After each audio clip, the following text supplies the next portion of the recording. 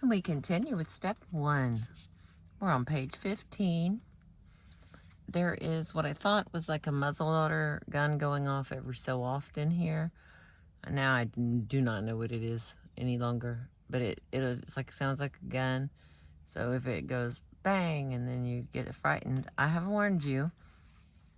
It is some loud sound that I have yet to time and see what's happening. I mean, you'll hear it in a minute. It hasn't scared any of the birds.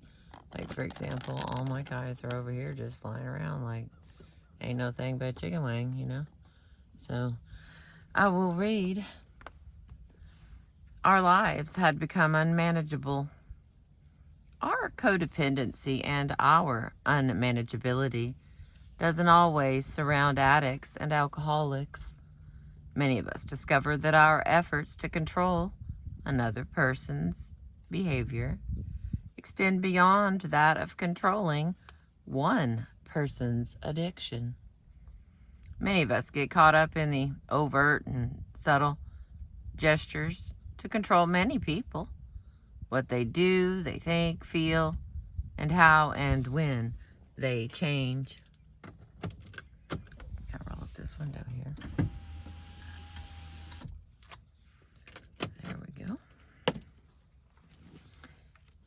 Oh my Lord, my birds are very cool. Can you see them?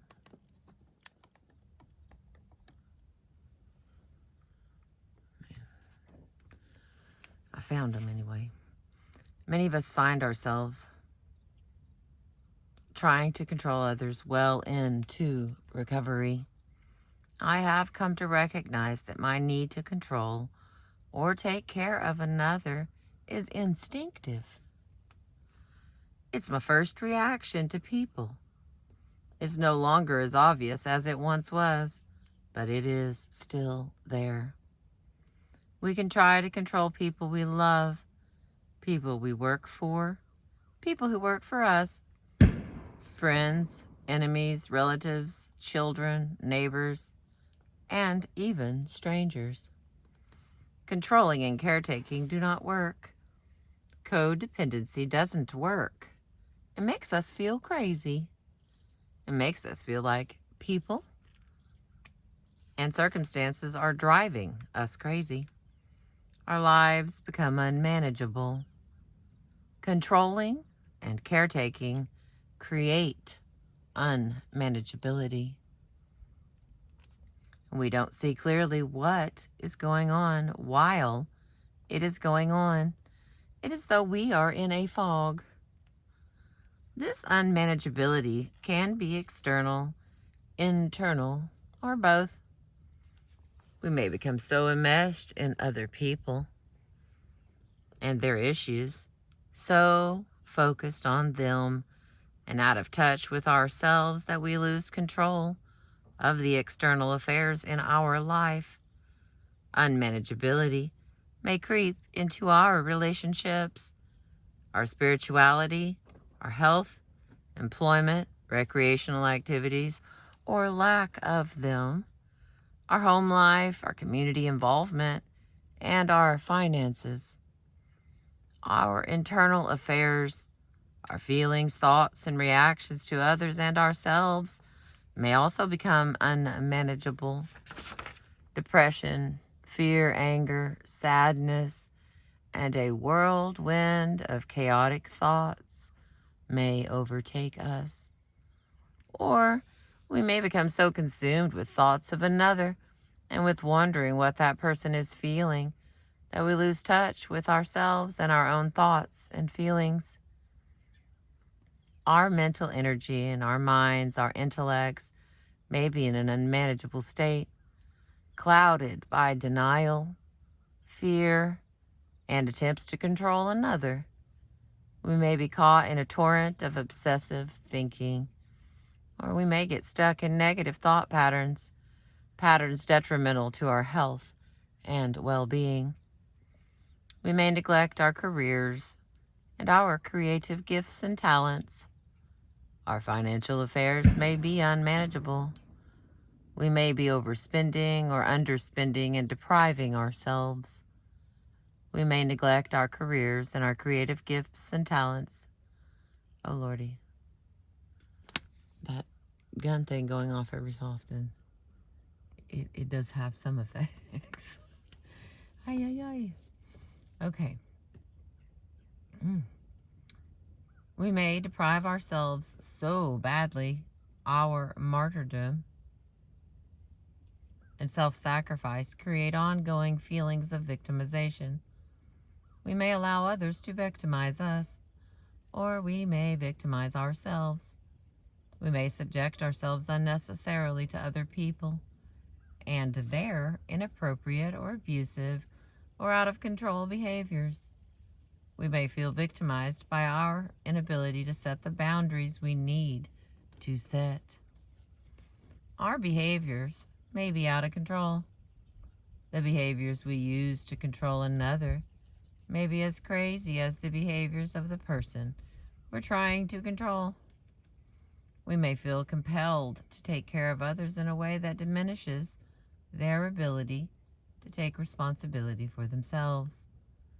When we do this overtly, taking responsibility for the consequences of another's addictive behaviors, we feel angry and used.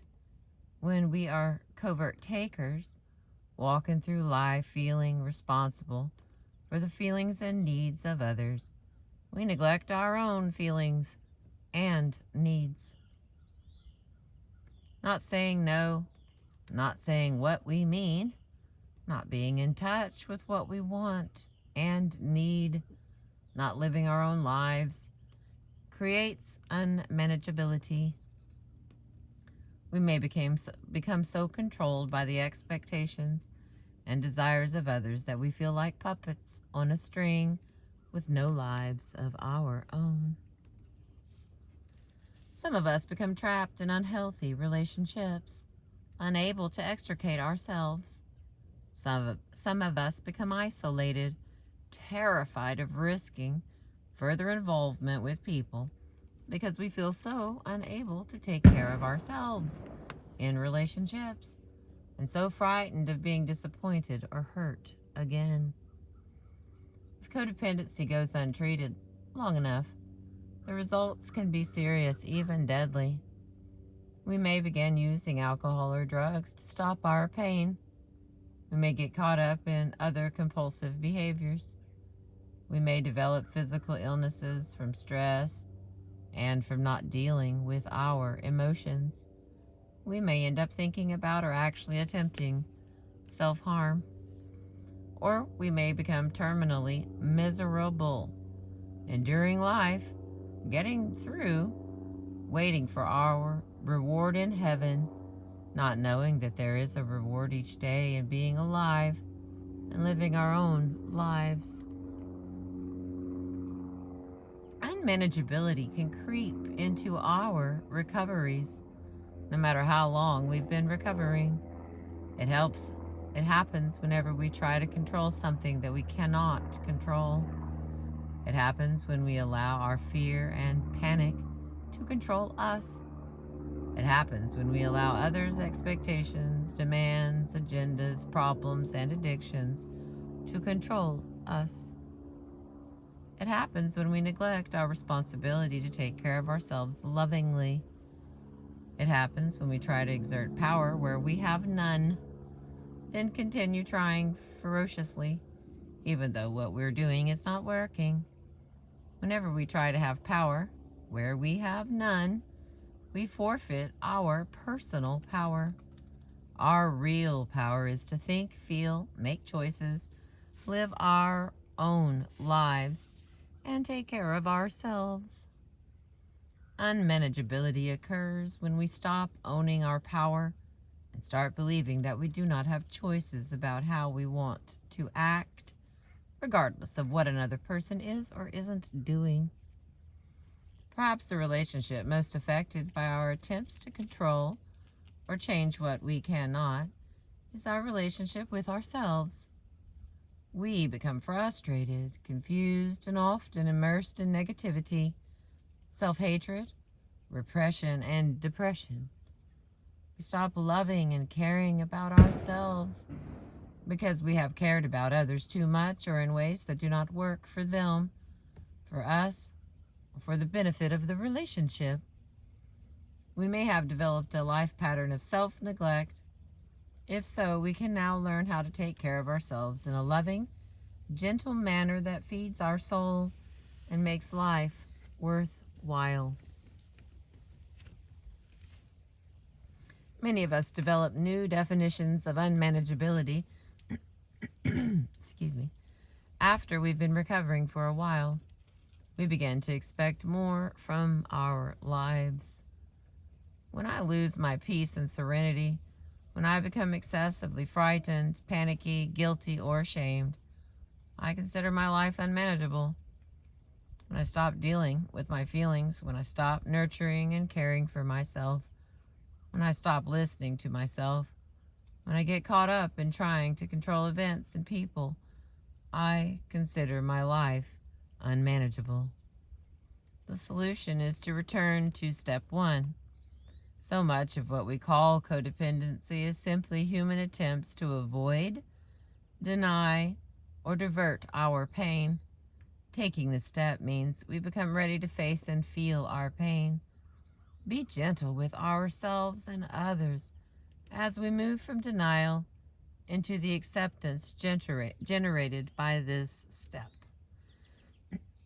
The roots of control. The belief that we have power over other people is a powerful belief. It's a destructive illusion that many of us learned in childhood. Listen to how some recovering people were trained to believe that they had control over others.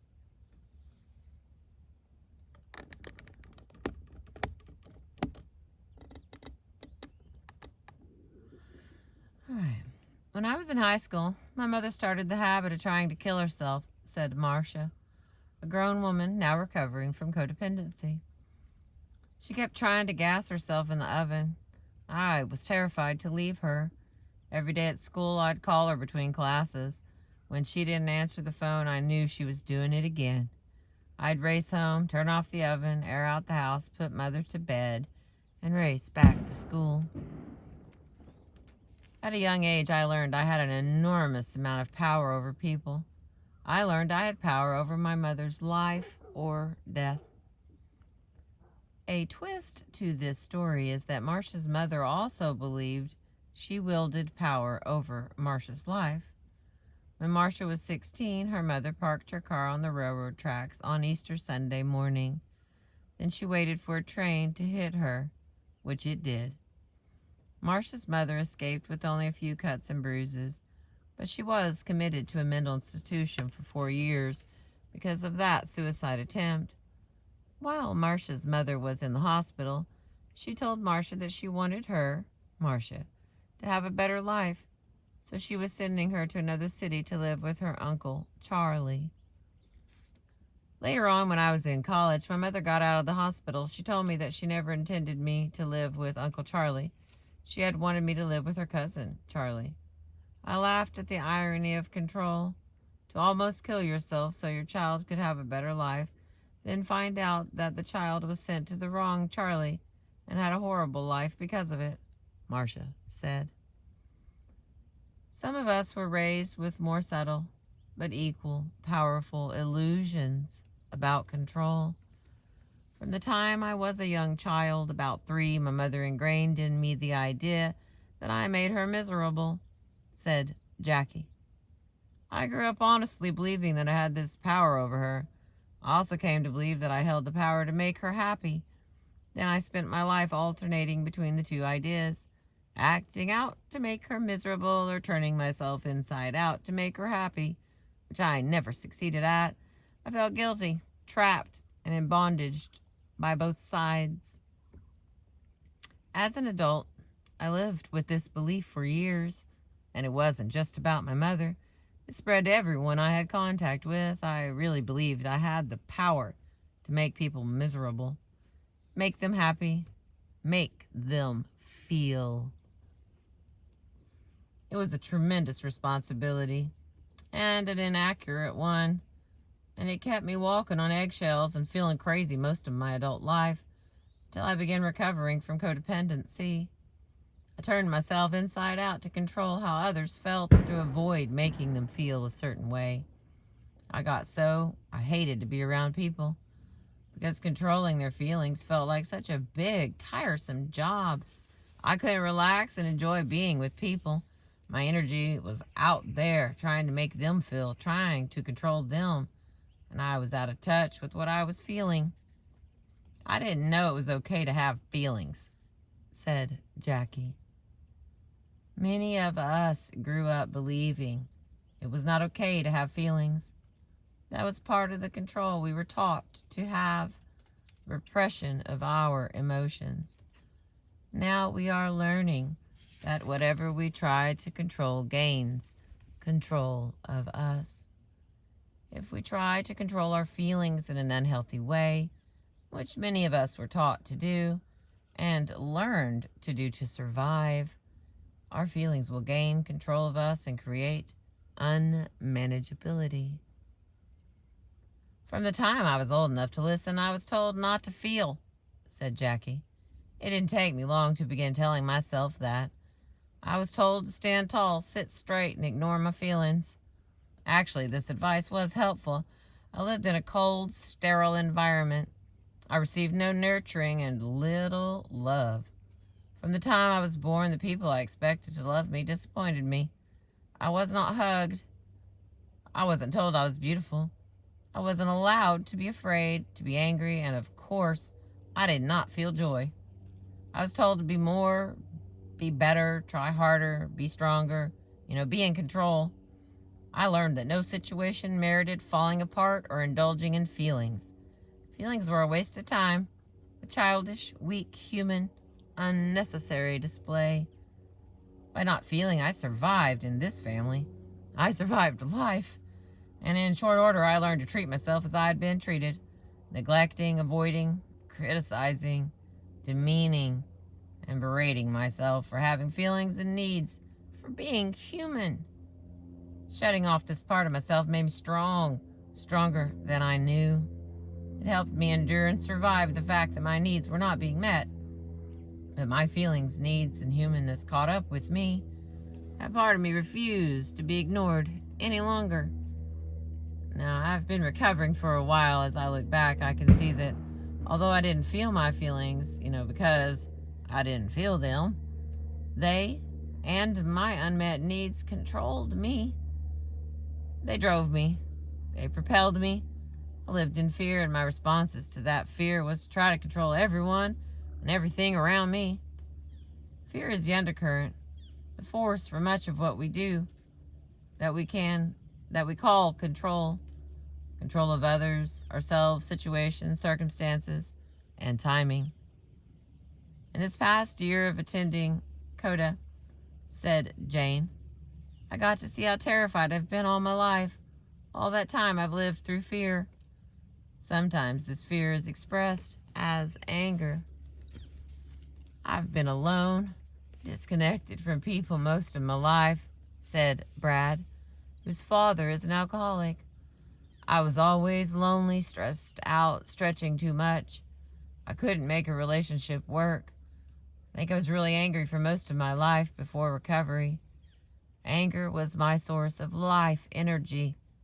I didn't get angry, but it was an underflow that ran my life. For some, this undercurrent escalates into panic, sometimes terror of life, people, circumstances, ourselves, and our feelings. We don't know how to relax and detach. Some of us aren't aware of how afraid we are. I can now see how much fear I lived with for most of my childhood and adult life. I didn't see or feel it at the time, but it controlled most of my actions. What I did was focus on others, caretaking, controlling, and obsessing about them. What I didn't do was take care of myself in a loving manner.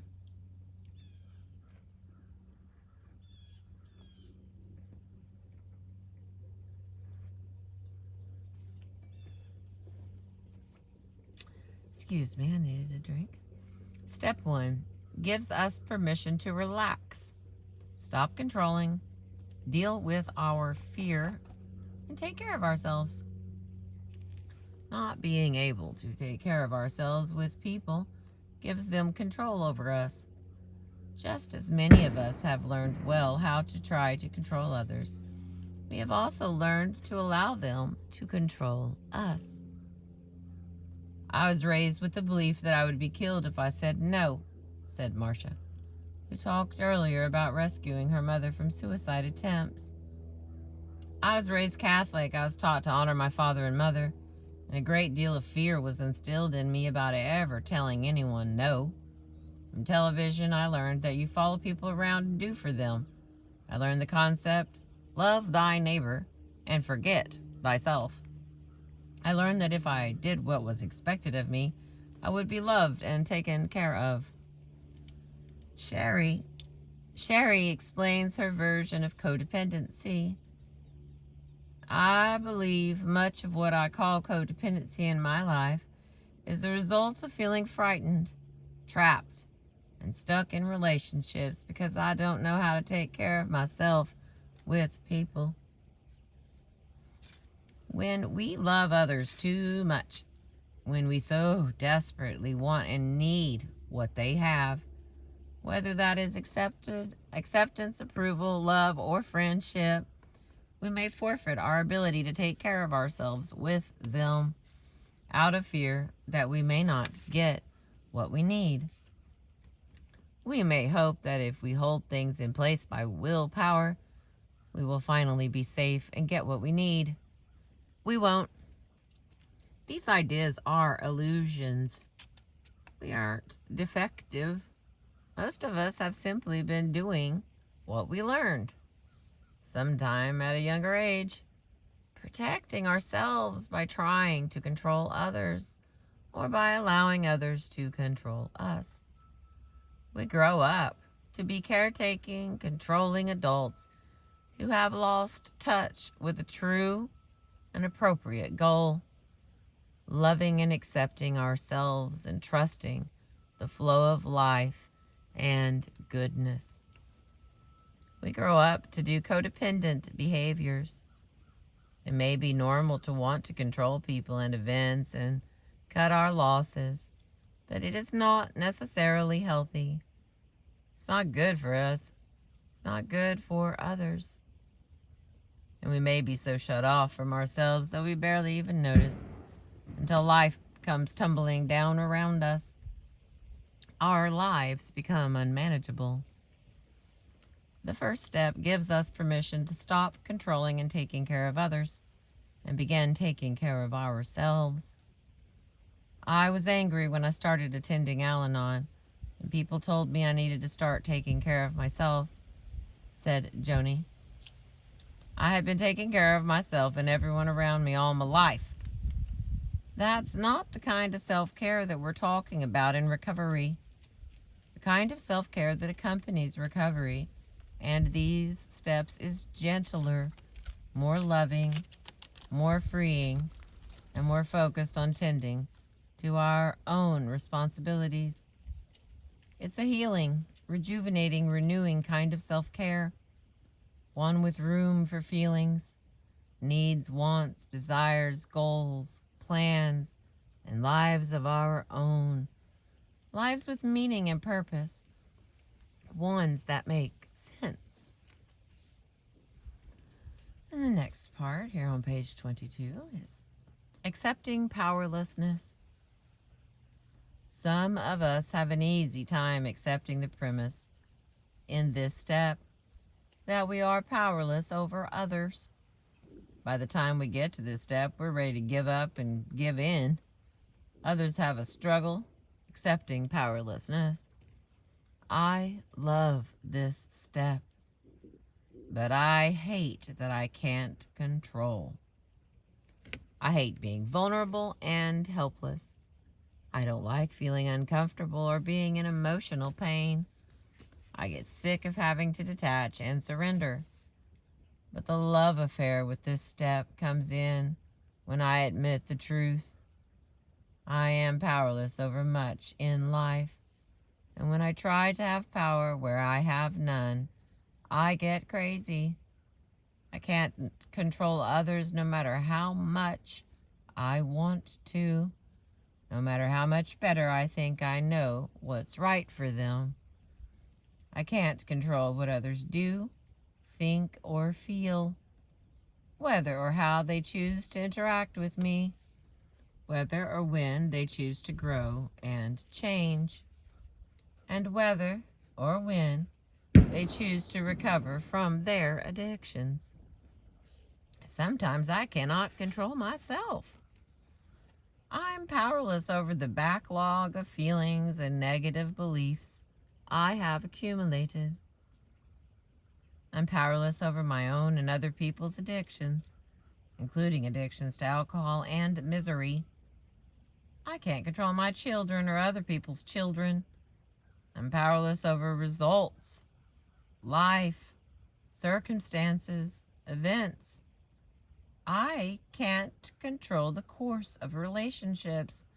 I can't control timing. God, I wish I could control timing, but I can't. When I try to control myself by rigidly repressing my thoughts and feelings, I lose myself. I fall deeper into the pit of myself and the morass of codependency. When I try to control other people, I make them and myself crazy. When I try to control addictions, the addictions control me. When I try to control what others think of me, I turn into a crazy puppet on strings. Controlling makes me and others crazy. Puts me under the control of whatever I'm trying to influence. I lose myself. I lose touch with myself. And other people get angry with me and tend to back off.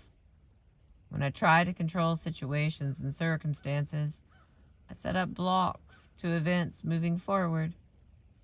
When I spend my time and energy trying to have power when I have none, I lose my ability to live my own life. Controlling sets up a peculiar energy. People can feel it, even if we're just thinking about it and not acting on it. People react to it, sometimes by deliberately doing what we are trying to make them stop doing, or not doing what we are trying to make them do. It is an energy controlled by fear. It's natural to want to control others, especially when they're hurting themselves or us, or when things aren't working out to our liking. But it isn't our job to take care of others, to take care of their feelings, thoughts, decisions, growth, and responsibilities. It is our job to do that for ourselves. Step 1 does not imply irresponsibility or helplessness. We are not saying, I can't help myself because of what others are doing or have done to me. We are saying the opposite, that we are responsible for ourselves and our affairs. Others are responsible for themselves and their affairs, whether or not we like how they are handling them. We are responsible for ourselves, for directing our life energy toward our path, for creating a wholesome, fulfilling life for ourselves. When we become open to allowing that to happen, then it will. We are responsible for stopping our pain, facing and dealing with our own fears, saying no, giving ourselves what we need, setting boundaries we need to set, making choices and decisions we need to make to take care of ourselves in any circumstance or situation. We are not victims. When we accept powerlessness, we will become empowered to take care of ourselves. When we begin taking care of ourselves, we will begin living our lives, and all that is meant to come to us will be ours. When we stop controlling others, we can allow and trust them to live their lives. This step grounds us in reality and in ourselves. It centers us. It balances us. It brings us back home to ourselves. When we stop controlling, things fall into place. We find that our place in this world is a good place. Eventually, we become grateful for the way things work out because it's better than what we could have accomplished with our controlling behavior. We are powerless over so much more than anyone taught us. Accepting that means we're free to own our true power in life, which is also so much more than anyone told us. We have power to think, feel, solve problems, set boundaries, set goals, reach goals, create, heal, take care of, and love ourselves unconditionally, and love those around us unconditionally. What am I powerless over? Almost everything I want to control. And the next part here on page 25, the detachment step. The first step is the step that helps us begin detaching. It's a recovery concept that means we release and detach from others lovingly whenever possible. This step helps us begin to identify the proper use and abuse of willpower. We begin feeling instead of running from our emotions. We identify how we have neglected ourselves so we may better love ourselves in any circumstance. It is the first step toward removing ourselves as victims of others, of ourselves, of life. This is the detachment step. This step is about boundaries. We learn the limits and extent of ourselves and our responsibilities. We learn to identify what we can and cannot do. We learn to identify when we're trying to do the impossible or trying to do that which is not our job. Then, we stop doing the impossible and focus our attention on the possible, living our own lives, taking care of ourselves, feeling and responding appropriately to our feelings. We can love ourselves and others without feeling the overwhelming need to control and manipulate them and their situations to our liking. Often, this step puts us in touch with our feelings of fear, hurt, or shame. It puts us in touch with grief. At first, this step can feel dark and frightening. It does not have to. Not for long. It renders us powerless over what we cannot control, so we can become empowered.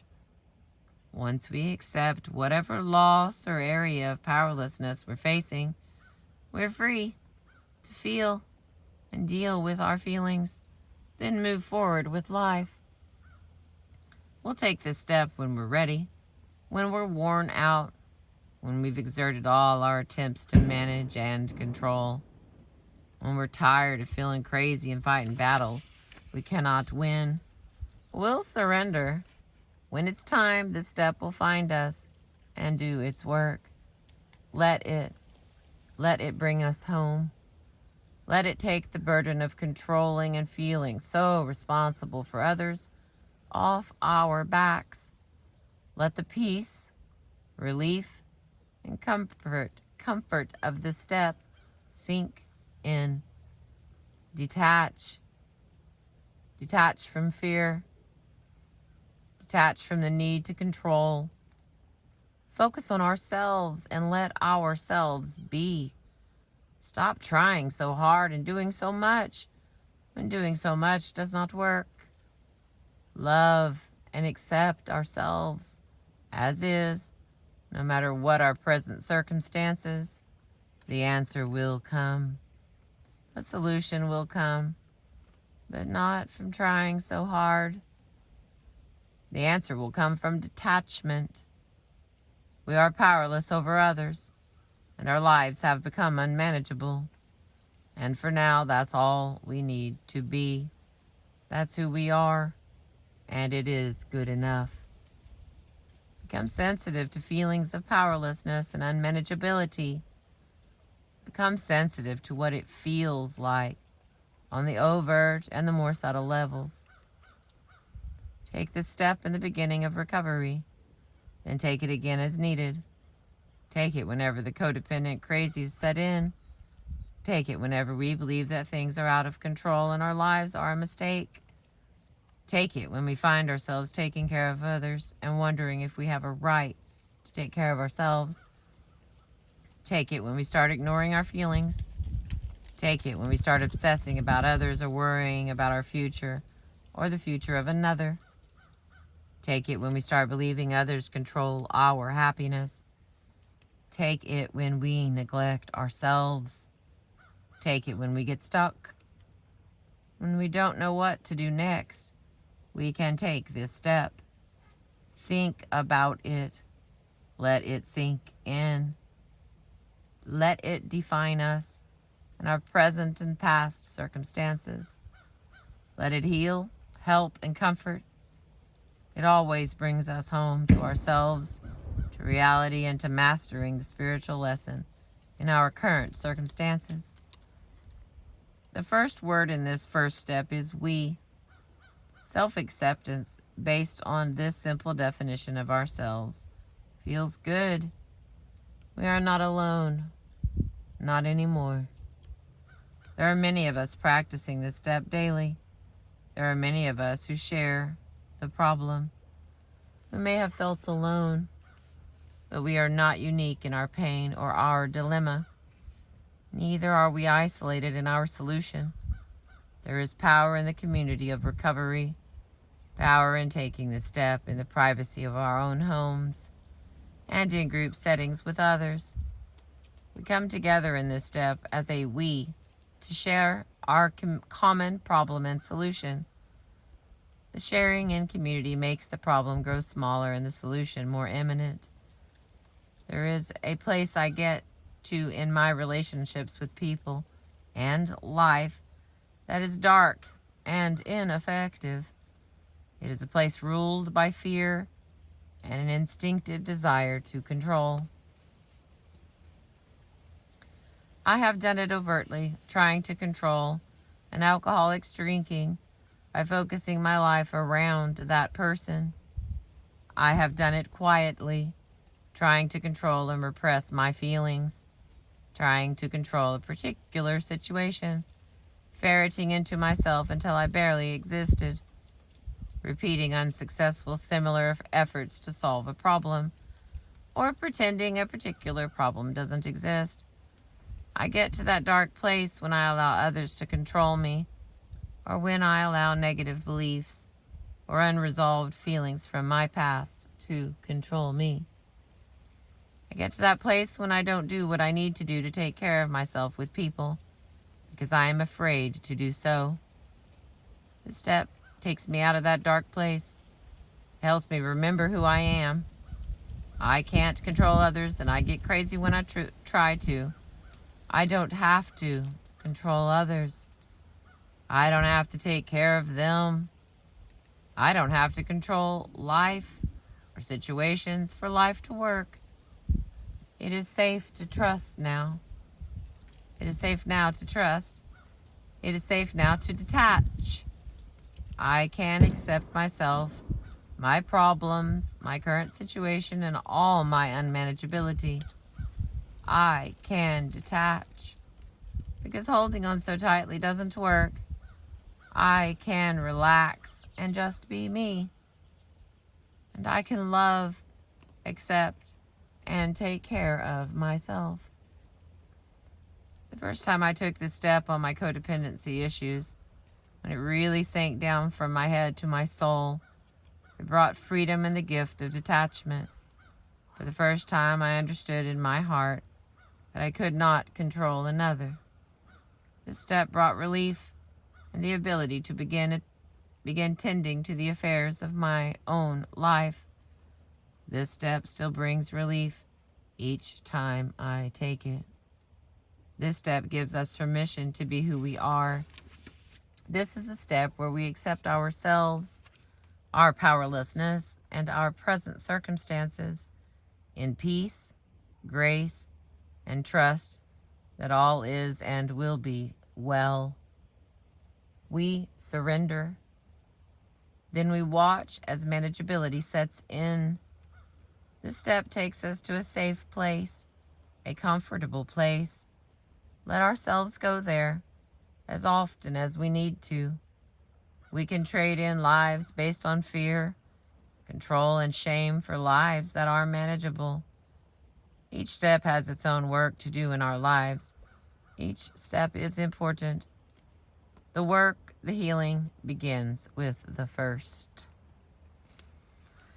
All right, now here's 8 activities, and then we're done with this chapter.